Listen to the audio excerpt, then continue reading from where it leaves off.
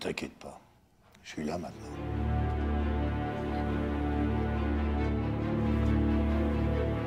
Notre Père, qui est aux cieux, mon Dieu.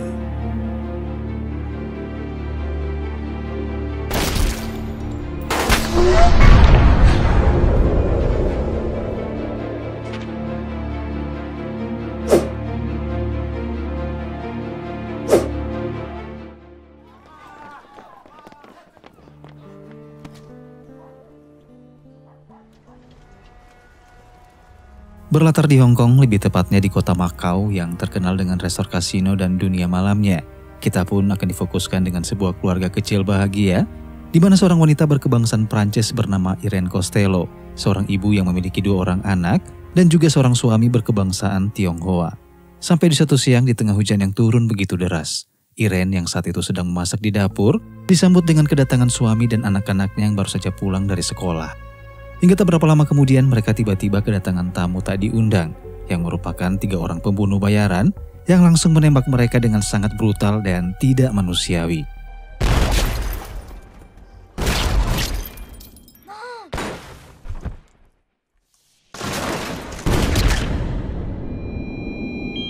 Beberapa waktu kemudian setelah kejadian itu, seorang pria bernama Francis Costello, di mana beliau adalah ayahnya Irene, yang sengaja datang ke Hong Kong setelah mendengar kabar pasca penyerangan terhadap anak, menantu, dan cucunya itu.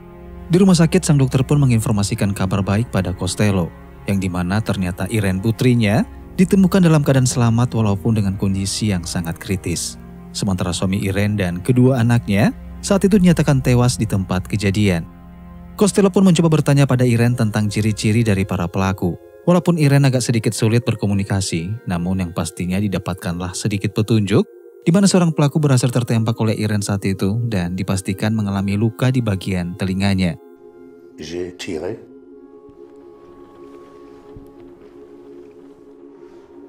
A perdu son oreille. Venge-moi.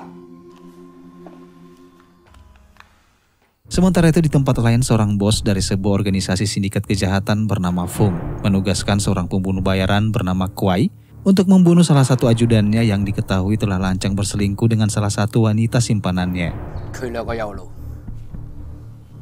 Malam harinya, Kuai mengajak 2 rekannya untuk menjalankan tugas yang diberikan oleh Fung.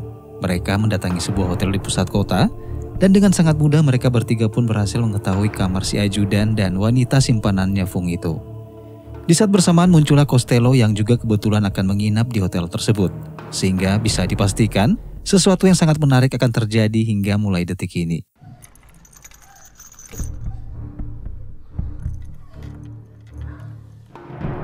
Dan di saat si ajudan dan si wanita simpanan Fung sedang melakukan kegiatan baku naik, kuda-kudaan, olahraga malam, yoga bareng, peregangan otot-otot, atau apapun itu istilah katanya, muncullah Kuai dan kedua rekannya yang langsung menembak target saat itu juga.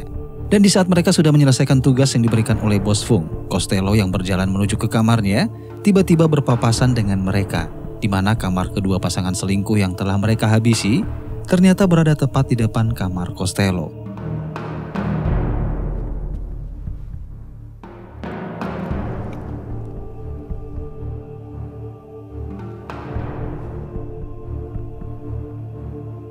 Di keesokan harinya, polisi pun segera mendatangi TKP dan menginvestigasi seisi hotel itu, yang dimana Costello salah satu tamu yang harus ikut diperiksa untuk dijadikan saksi dalam pengenalan wajah para pelaku. Dan yang menarik adalah Costello saat itu berpura-pura tidak kenal dengan wajah para pelaku, yang sebenarnya di sana jelas-jelas berdiri salah satu rekannya Kuai yang menatapnya dengan tatapan tanpa ekspresi. Pada akhirnya rekan Kuai tersebut yang bernama Chu akhirnya dilepaskan. Namun siapa sangka Costello justru mengikutinya hingga memasuki lorong. Alhasil, Kuai dan kedua rekannya pun mengepung Costello di setiap lorong, sehingga saat itu terkuaklah tujuan Costello yang sebenarnya, di mana dia membutuhkan bantuan mereka bertiga untuk mencari pelaku pembunuhan atas keluarga Irene putrinya. I have a job for you. My son-in-law, my daughter, my grandchildren. I need your help. Satu hal yang menarik, ternyata Costello memiliki sebuah penyakit ingatan yang membuatnya harus mengambil foto Kuai dan kedua rekannya yang bertujuan agar dia masih bisa mengingat kembali wajah mereka di kemudian hari. Costello pun menawarkan sejumlah uang, rumah dan juga restoran miliknya yang berada di Prancis, asalkan Kuai bisa menemukan siapa pelaku yang telah membunuh keluarganya itu. Tanpa mendapatkan kesulitan, Kuai pun setuju dan mereka berempat pun pergi ke rumah Irene yang merupakan lokasi tempat pembantaian. Dan di sana Kuai yang memiliki pengalaman sebagai pembunuh bayaran profesional membuatnya dengan mudah mengetahui senjata apa saja yang digunakan oleh para pelaku saat itu.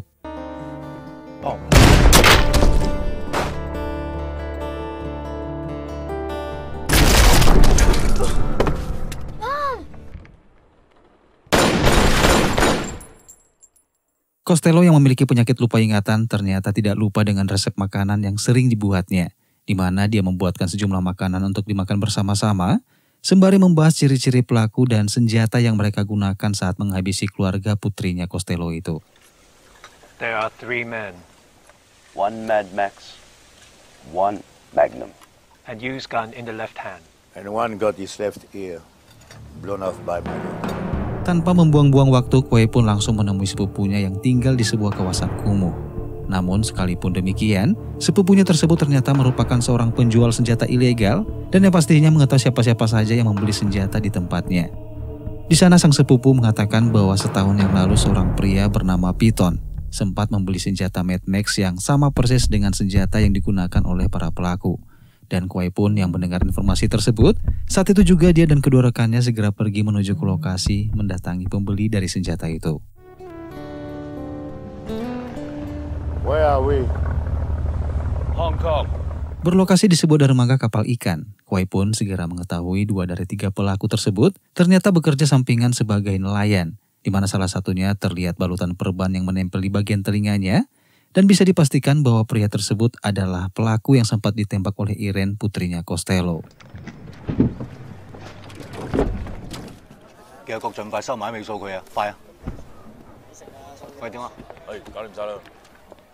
Saat Kuai kembali ke mobil untuk memberitahu Costello tentang hal itu, Costello pun langsung mengatakan bahwa sekarang restoran miliknya sudah resmi menjadi milik Kuai dan kedua rekannya. Tak berselang lama mereka melihat kedua pelaku keluar dari kapal. Saat itu Kuai tidak langsung menghabisi mereka, namun hanya mengintai dari dalam mobil berharap kedua pelaku membawa mereka ke pelaku ketiga, sehingga ketiga target bisa dihabisi dengan mudah dalam satu lokasi dan di waktu yang bersamaan. Take us to the third guy. Singkat cerita, malam pun tiba. Kedua pelaku itu pun mendatangi sebuah taman untuk menemui pelaku ketiga, yang mana saat Kuai dan kedua rekannya sudah siap untuk membunuh para pelaku, tiba-tiba muncullah istri dan anak-anak mereka, yang ternyata malam itu mereka sedang melakukan rekreasi membawa keluarga masing-masing yang pastinya dengan uang haram hasil dari pembunuhan yang telah mereka lakukan. Sebagai pembunuh bayaran yang beretika, berjiwa kemanusiaan dan memegang teguh prinsip seorang pembunuh bayaran profesional, Kuai akhirnya memutuskan menunda misi pembunuhan tersebut dan akan menunggu hingga keluarga mereka pergi dari sana. Ketika sedang menunggu, tiba-tiba ketiga pelaku menghampiri Costello, Kuai dan kedua rekannya. Mereka pun yang sadar kalau Kuai dan rekannya datang dengan tujuan untuk membunuh mereka, membuat salah satu dari pelaku membuka suara, mengatakan bahwa pembunuhan yang mereka lakukan terhadap keluarga Irene, putrinya Costello, semua itu atas dasar seruan dari bos mereka yang sangat ketakutan dijebloskan ke penjara oleh suaminya Irene. Di mana diketahui kalau suaminya Irene adalah seorang pengacara jujur. Awalnya mereka hanya merencanakan menghabisi suaminya Irene tersebut, namun karena salah satu dari wajah pelaku berhasil terlihat, mereka pun terpaksa menghabisi seluruh keluarganya. Setelah keluarga para pelaku pulang, tiba-tiba mereka pun langsung angkat senjata, dan saat itu juga terjadilah baku tembak.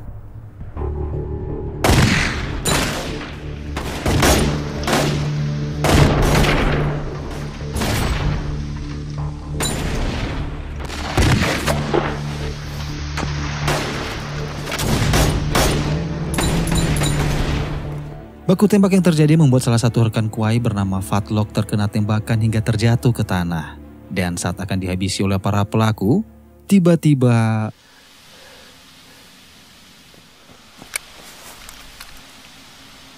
ternyata Costello yang berada di belakang para pelaku tiba-tiba mengalami kumat lupa ingatan. Ia pun terlihat layaknya orang yang sedang kebingungan dan linglung, sehingga dirinya justru tertembak tepat di bagian bahu.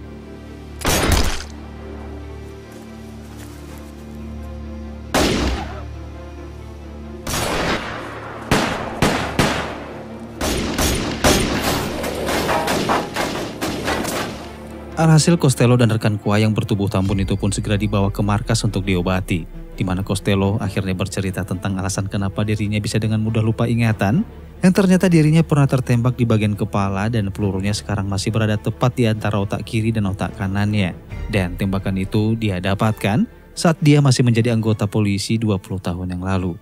Tak lama kemudian Kuai mendapatkan telepon dari bos Fung yang mengatakan bahwa 3 orang anak buahnya baru saja diserang oleh 3 orang Cina dan 1 orang bule, yang mana Fung tidak sadar bahwa penyerangan tersebut dilakukan oleh Costello, Kuai, dan kedua rekannya. Entah karena simpati atau memang mendapatkan imbalan besar dari Costello, namun yang pastinya Kuai dan kedua rekannya tersebut memutuskan untuk mengkhianati Fung dengan segera mendatangi tempat ketiga pelaku sesuai dengan lokasi yang diberikan. Hingga tanpa basa-basi mereka langsung membunuh ketiga pelaku tepat di saat salah satu pelaku sedang diobati.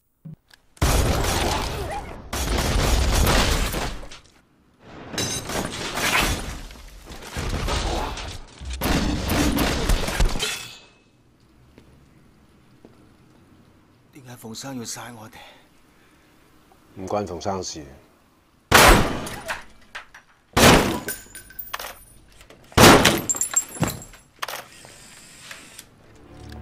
Kuai dan kawan-kawan pun kembali ke markas untuk memeriksa keadaan Costello, di mana Kuai sengaja menulis nama Fung pada salah satu senjata yang bertujuan agar Costello selalu ingat nama dari otak para pelaku yang telah menewaskan keluarga putrinya itu. Tak butuh lama, Fung dengan segera mengerahkan beberapa pembunuh bayaran baru untuk membunuh Kuai dan rekan-rekannya, di mana saat itu Kuai dan kawan-kawan pun menyuruh Costello untuk segera pergi dari sana, hingga kemudian baku tembak pun kembali terjadi.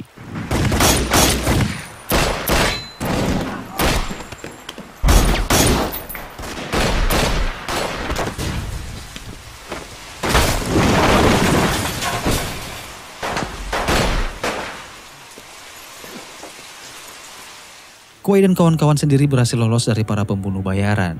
Namun saat mereka akan menghampiri Costello, Kuai melihat Costello kembali mengalami lupa ingatan, hingga nyaris tidak kenal dengan mereka bertiga jika saja Costello tidak melihat foto dan nama mereka yang disimpan di dalam jaketnya.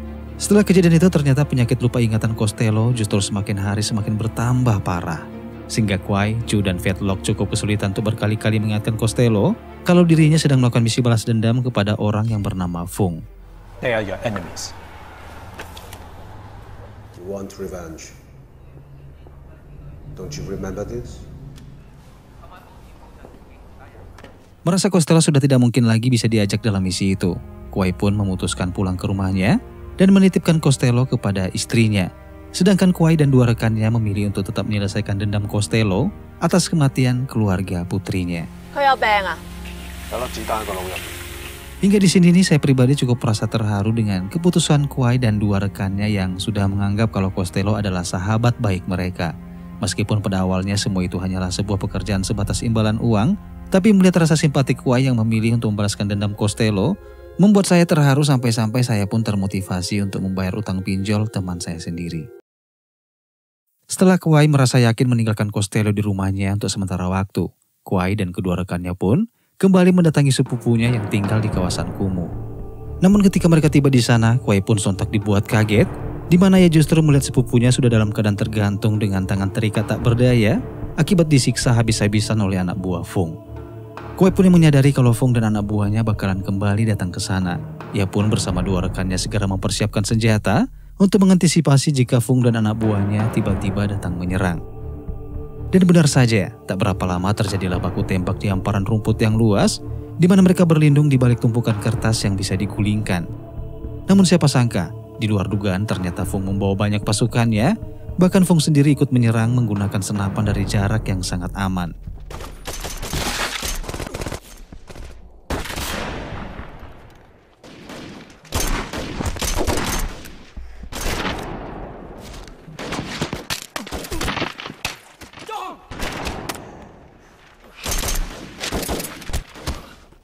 Namun baku tembak yang baru saja terjadi ternyata sangat-sangat disayangkan, di mana Kuai, Chu, dan Fatlock pun harus tewas di tempat, meskipun tampak dari wajah mereka kalau mereka sama sekali tidak menyesal dengan resiko yang telah mereka ambil demi orang yang sedang terzolimi, yaitu Costello. Sementara itu di rumah, istrinya Kuai yang mendengar berita tentang kematian suami dan kawan-kawannya yang tayang di televisi, sontak membuatnya menangis dan terpukul dengan kejadian itu.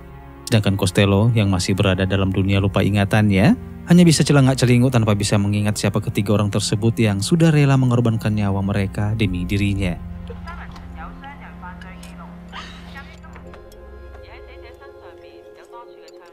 Setelah seorang bocah perempuan memberitahunya bahwa mereka bertiga adalah sahabatnya, saat itu juga Costello pun bangkit dari tempat duduknya dan kemudian memohon kepada Sang Pencipta langit dan bumi agar memberinya kesempatan sekali lagi untuk bisa mengingat dan membalaskan dendam keluarga putrinya dan juga ketiga sahabatnya tersebut.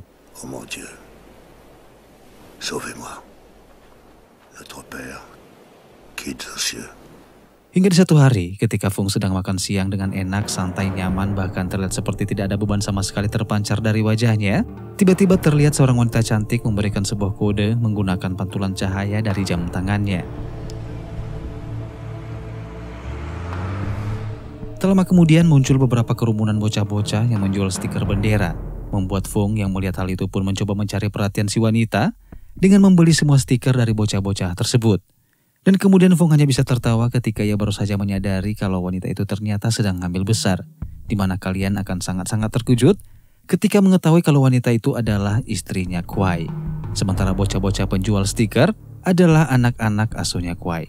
The man with the most flags is George Fung. Dengan sebuah metode sederhana, Costello pun diberitahu bahwa orang yang telah membunuh keluarga dan sahabatnya adalah pria yang sedang memakai jaket dengan stiker bendera yang menempel pada jaketnya itu. Thank you. Be careful.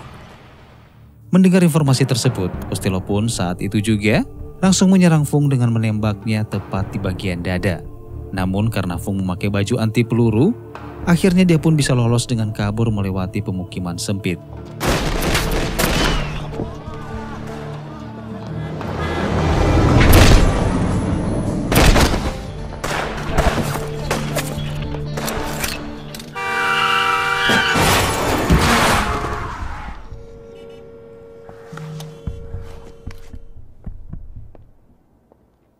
Fung yang menyadari kalau Costello hanya mencari orang yang memakai stiker di jaketnya. Ia pun mencoba mengelabui dengan menempelkan stiker tersebut pada jaket anak buahnya, membuat si anak buah pun harus terbunuh oleh Costello meskipun kakinya sempat tertembak oleh Fung.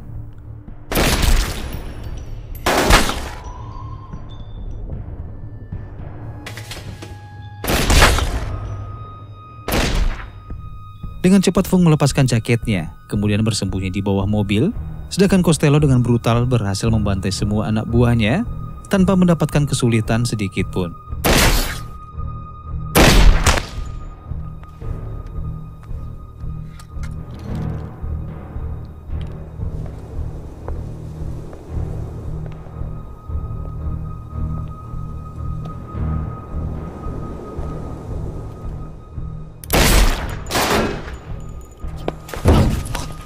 This jacket belongs to you.